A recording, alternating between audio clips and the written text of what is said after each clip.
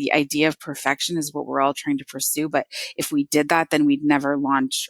Welcome to Honest Ecommerce, a podcast dedicated to cutting through the BS and finding actionable advice for online store owners. I'm your host, Chase Clymer, and I believe running a direct-to-consumer brand does not have to be complicated or a guessing game. On this podcast, we interview founders and experts who are putting in the work and creating real results. I also share my own insights from running our top Shopify consultancy, Electric Eye. We cut the fluff in favor of facts to help you grow your e-commerce business. Let's get on with the show. Hey everybody, welcome back to another episode of Honest E-commerce. Today, I'm welcoming to the show the CEO and founder of Cheekbone Beauty, a color cosmetics company helping the world see indigenous faces, Jenn Harper. Welcome to the show. Thank you for having me. Really excited to be here. Yeah, we were already getting into it before we were recording, so I'm very excited to have this conversation with you. First, though, at the top here, for people that aren't familiar with Cheekbone Beauty, quickly, what are the types of products you guys are bringing to market? What are you guys known for? Yeah, so we say we are in the color cosmetics category, everything for lips, eyes, and face. And our whole mission is to create these products sustainably without adding to the landfill. And we use my indigenous roots to do that. That's amazing. That's amazing. Now, take me back in time. Where did the idea for this business come from? Yeah, so definitely not your traditional path into entrepreneurship. I was actually in the food space, food industry, starting off in hospitality for like 10 years, and then went into sales and marketing for broadline distribution like Cisco Foods. We see their trucks everywhere, and then went directly into seafood and spent 8 years there. But during that time, I had what I call this really crazy life-changing dream that happened in January of 2015. And all I remember from this dream is 3 native little girls covered in lip gloss, and they were giggling and laughing. I remember their rosy little cheeks and brown skin, and woke up and started writing out what is the foundation of our business plan to this day. And it was this idea of a social impact business. So using a portion of our profits to do something to support a cause. And at the time, that was this whole idea of a scholarship fund.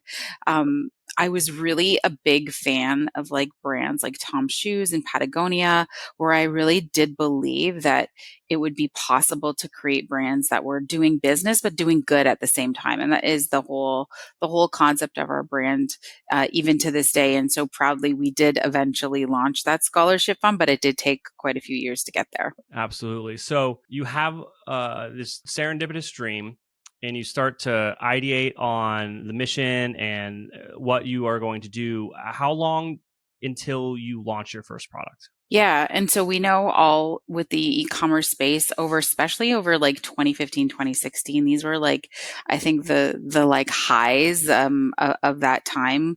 And it was relatively simple. I always say this to people, especially if I do a lot of public speaking for the brand now. And it's kind of crazy to say how easy it was to start this. However, I didn't start the way we are now. So I really was utilizing white label, private label cosmetics companies to help make our products.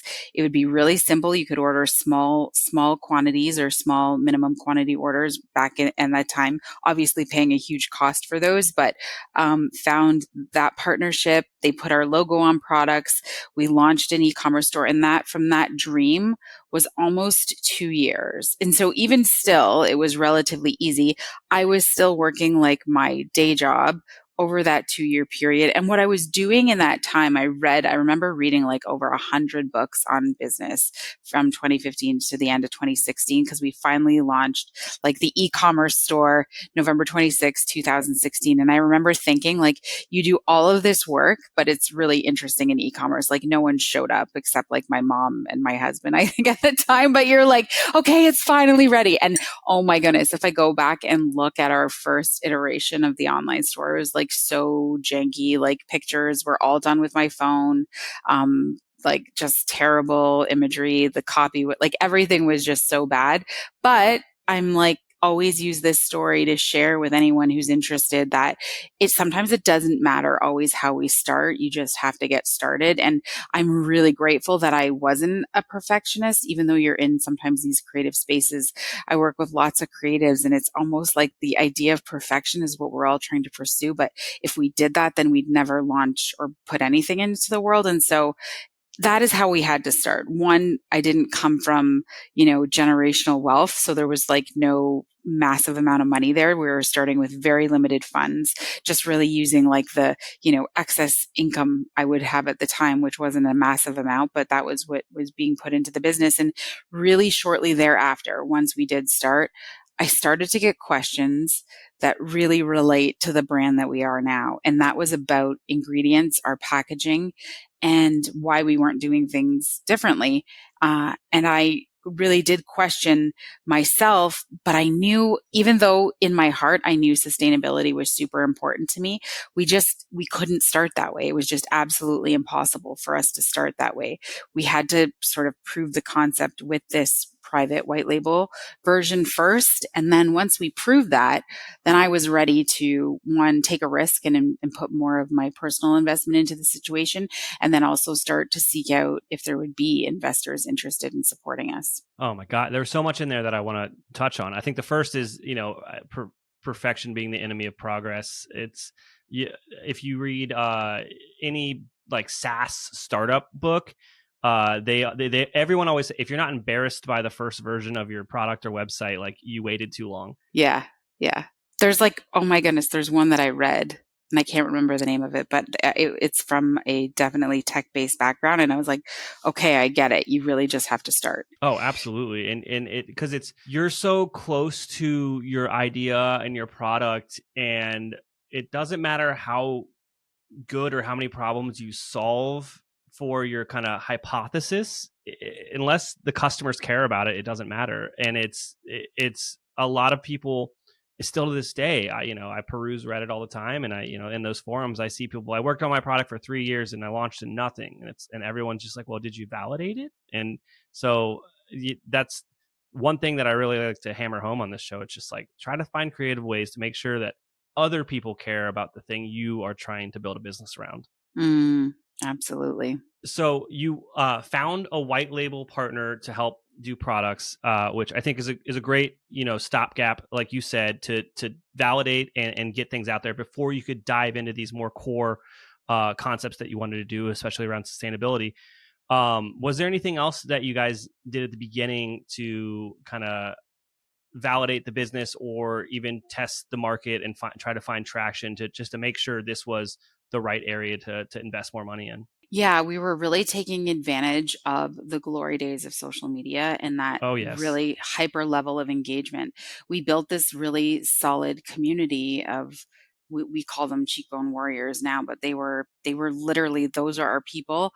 They helped us develop products. It's where we went to them for validation on the things that we were trying to work on and accomplish. And especially when we knew we were going to make this pivot, it was like a year of engagement back and forth, both sides, surveys through building not only the social media space, but also our email list, where I feel like is really the only way to stay so closely connected to the customer now.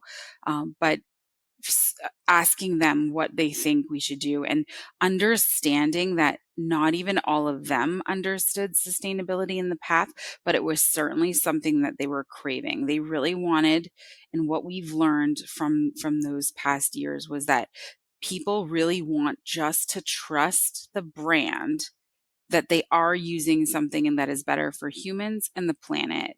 They don't need to know all the education or details in the background because it's very convoluted and confusing. And they do just need to know that the brand that they're supporting is the one that has done that work for them. And that's a really big challenge, because at first, sometimes a lot of us as brands, especially I call them like in this eco space, you really feel like you have to prove yourself and tell the story and like sort of all of those like features, advantages, and benefits, and you're checking them off and how it relates to sustainability. But quite honestly, sustainability doesn't sell. It's an efficacious product that sells. And so even how we've marketed ourselves has had to change. When I think about using that audience back in that time period, it was definitely, that's when we had to get into the sort of more educational, tough questions and figure out how to market it. And that's where we realized, oh, we can't market sustainability because that's actually not going to sell the products. We just need to be that, but also have really effective, incredible color cosmetics products for people to use. And it's so funny because at the end of the day, I think as humans, we're really all just so vain. We just want the product to work. And especially in beauty, we want it to do the thing that it says it's going to do. And no one honestly cares about the steps that you take to get to become a sustainable, clean brand. They just want to know that you've done that work. And we are really proud that, I could literally have a conversation with you for well over an hour about how we built our lab, how we work with scientists, not only from our own lab in our own facility at our headquarters, but also sustainability scientists to then prove all the sustainability reporting that we now do every single year. And as a small brand, that is a huge feat and a big challenge, but it's us just doing the work in the background because at the end of the day, actually no one cares about that stuff, but it's just who we are. And we always want to know that we're doing things how when we say this as Indigenous people, we always talk about doing things in a good way. And so we just want to know that that's what we're doing. Absolutely. And you are right. We could talk for well over an hour. I've already got four questions over here just from that. So I'll try to make them quick. I feel like we skipped a step, and you talked about launching to crickets. There wasn't really any sales on that first kind of launch. How did that change? How did you actually find customers that weren't your friends and family? Well, the truth is, I would probably spend 4 to 6 hours a day on social media, just engaging with people. And obviously the apps and the algorithm back then loved that I was that engaged. Mm-hmm. And we really grew quite rapidly, starting with from 2,000 followers to like where we are today. But in those early years, I knew we had 100K in a very short period of time.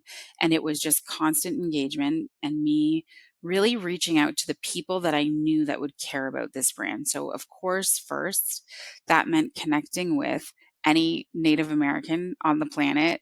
We were connected. Any other Indigenous community groups, people, organizations, brands, there's not many, made connections there, collaborations. There is only one relatively larger, successful Indigenous brand. It's called Manitoba Mucklucks that had really quite a big audience. And back in those days, we could use really cheap ads and copy their audience. And so, and I'm saying we, but this was just me in that corner of my basement by myself doing this, spending a ridiculous amount of time on social media. But I remember when I became a Facebook user in 2007. And I remember back then in my sales career thinking, this is the future. And I really knew that. So I really did, before launching this brand, understand the power of social media. And once the brand was launched, I was using that tool. Absolutely. And it's funny you said that this was back in 2016, and I was thinking about the start of our agency, and that's back when we did do Facebook ads and stuff. And it was like, yeah, that was the Wild West back then. It was so much fun. It was so much fun. Now, there's a lot of money to be made, and a lot of people made a lot of money. And I think a lot of people, especially now, wish they spent more money. Oh, I know. I bet you there's a lot of people that have some serious regrets. And it's completely different now. We live in a different world. The conglomerates are back. They now have the bazillions of dollars that Meta is requiring to run successful ads to be really successful in these spaces. And so it's incredible how the tables have flipped. And I'm just thinking we're in this time of transition. And so it's figuring out these new ways to garner that kind of engagement and attention, right? Exactly. So you talked a lot about how your messaging around sustainability and just messaging in general and what you were showing your audience kind of changed over time and evolved. And you kind of went back to, and I don't want to put words in your mouth, but this is how I heard it, was the core thing is this product needs to solve their problem. Everything else just helps them make the decision to buy it. Correct.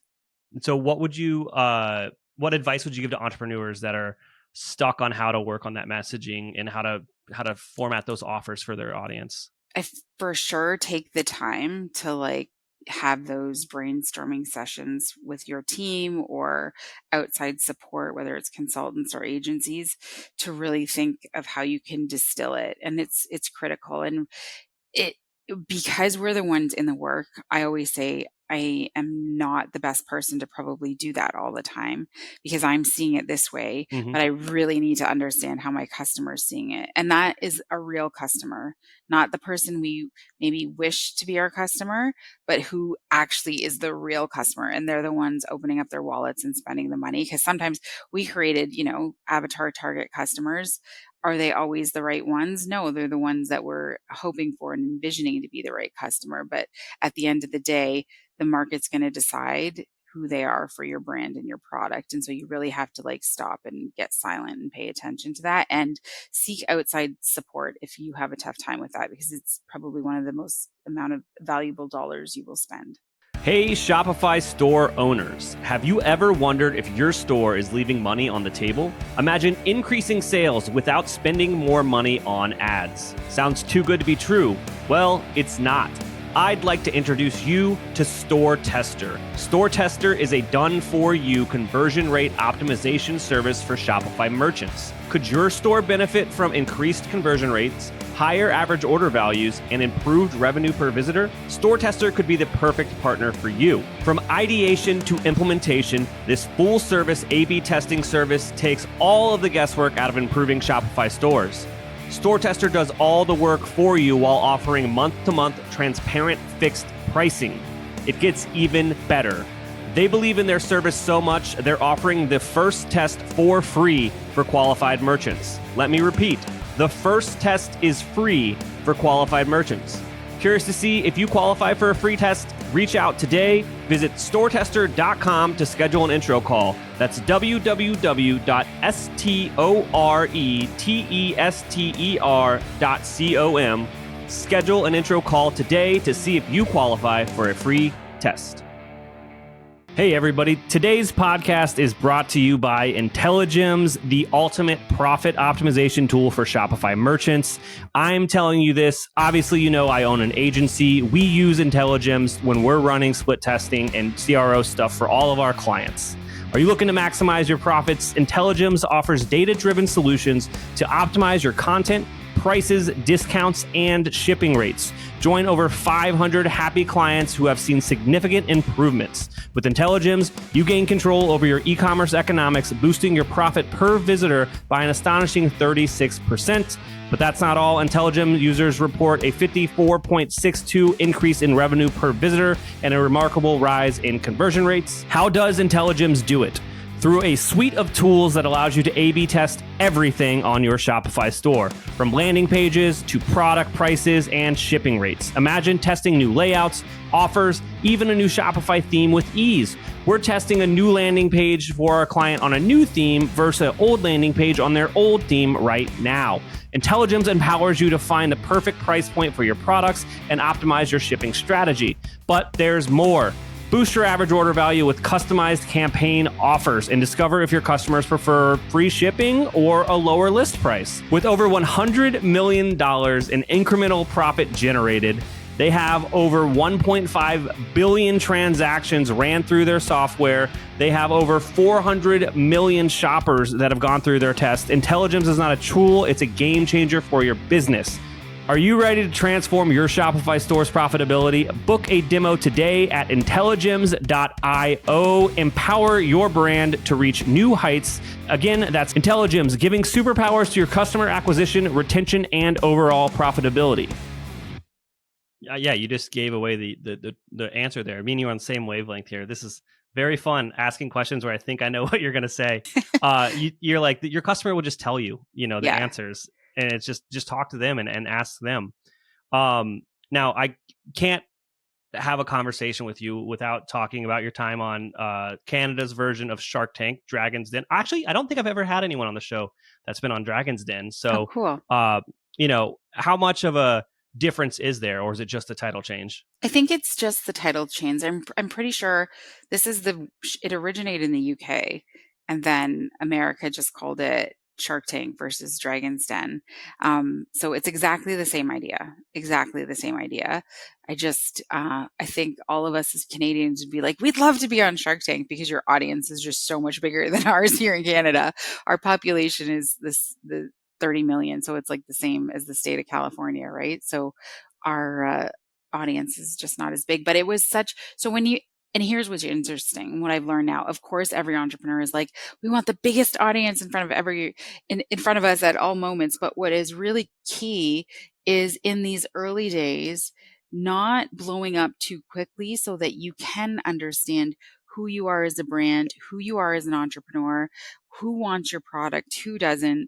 And that comes down to that, like really getting really laser focused on those things first. And so I guess being here and going on Dragon's Den in Canada first was a really great way to help us grow as a business and as a brand. And it was an incredible marketing opportunity. We used to have, just from our e-commerce space, it was like a 50-50 split between US audience and Canadian audience because we were always targeting both. But after Dragon's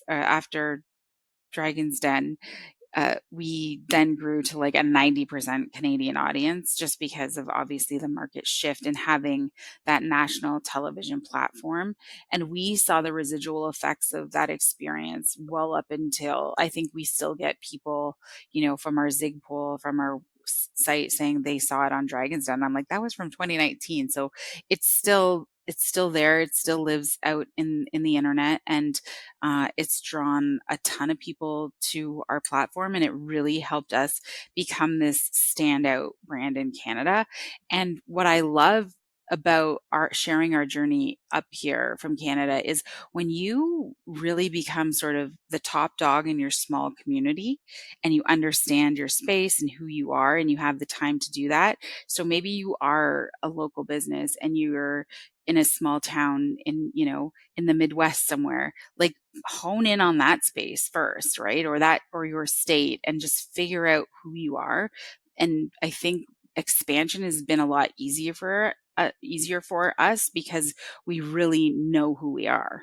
That local connection is there's a book by, I believe it's Jim Collins, called Good to Great, and he profiled maybe like a dozen companies that had just really breakthrough growth. And one of those factors was they had a huge commitment to community involvement in some way, shape, or form.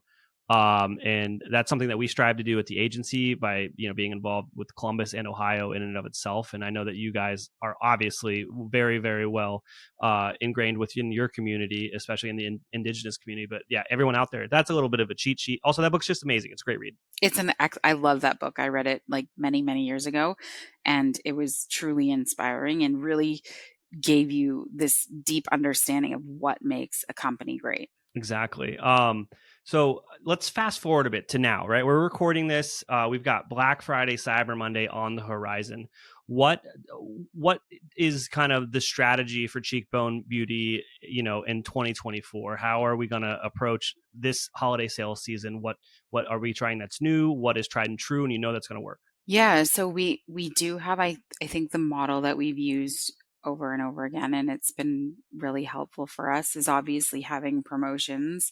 Every customer loves the idea of understanding that they're getting a deal or something that they get to take advantage of, and they love that, and they love feeling rewarded, and we obviously as brands love providing that for them. And then for us, product development is a big part of what we do, and so obviously we launch a new product every holiday season, and that will come into play in, I think, at the beginning of November, which is also in the United States Native American Heritage Month. So we always try to make sure we're launching a product that is available for the beginning of the month as well, but then is meant to play out for our entire holiday season. And that for us, we've been working on this one product for a year and a half. So it's kind of like, and when we're in our space, PD is so long because of formulations. Many don't work. We always have tons of things in the background, which we are testing. And one way, especially in cosmetics and the beauty space in general, is when we now no longer use private or white label. We do our own formulating in our lab. And so a lot of our formulations have to be in stability testing for a long time.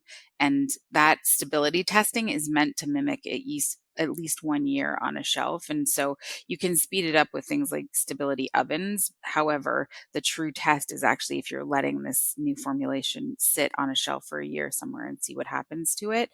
You can do shorter time periods, but it's really just not the full effectiveness of what's going to happen to the formulation. And so for us, we have so many different products in play. But so the one that we're launching this year, we started working on a year and a half ago, and it is ready to go, and it's a proven formulation. So we're really excited, but that becomes a big part of what we do. We use storytelling, not only from our brand's perspective, but every product that we launch really has a big story around it. And it takes a lot of time to make sure that, again, we're telling the story in the right amount of like bite-sized pieces that someone can understand, and that it's not too overwhelming. And so all of that has to go into position. But the whole method and model for Black Friday, Cyber Monday for us has always been the same. And when you're a sustainable brand, it's really interesting. You don't want to over push, buy this because it's a deal or a promotion.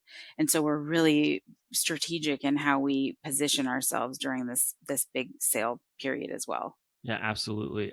With kind of the holidays around the corner, you mentioned like rewarding your customers and making sure that they see value in purchasing at that time. Are you guys big on bundling, or, what types of deals, seem to work in your industry? Yeah, for sure. It's definitely about bundling where they feel like they're getting an exclusive deal.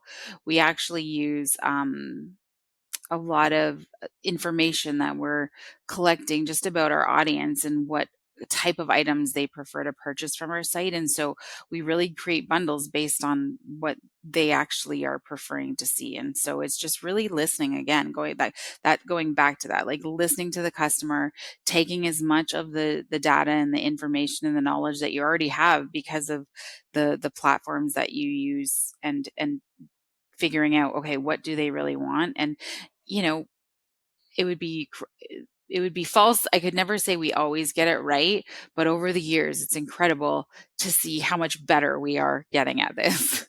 Absolutely. And then, if you're using modern platforms like Shopify, I know for a fact, shout out to Triple Whale, they will tell you what you should be bundling together just based upon your customer data. And I know there are a couple other apps out there that do similar stuff that will just kind of do the work for you.